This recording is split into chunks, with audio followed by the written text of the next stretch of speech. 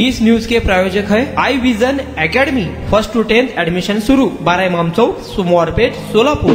सीना नदीपात्रामध्ये चांदणी, खासापुरी, सीना, कोळेगाव तर भोगावती नदीपात्रात हिंगणी, ढगे, पिंपळगाव, जवळगाव मध्यम प्रकल्पातील अतिरिक्त पाणी सोडल्यानं आलेल्या महापुरामध्ये मोहोळ तालुक्यातील शेती पिकांचे तर नद्यांचे पाणी गावात आणि वस्त्यांमध्ये शिरल्यानं अतोनात नुकसान झालं होतं।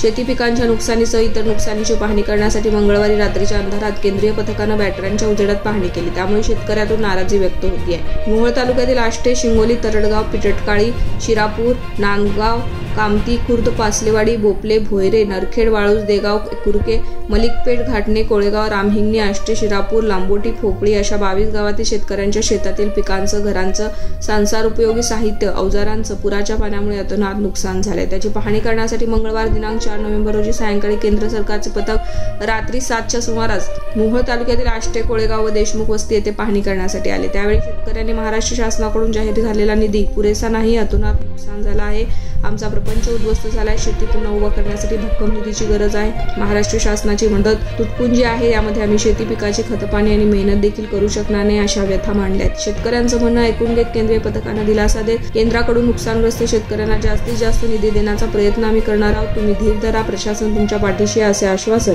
शेतकऱ्यांना यावेळी देण्यात आले आहे।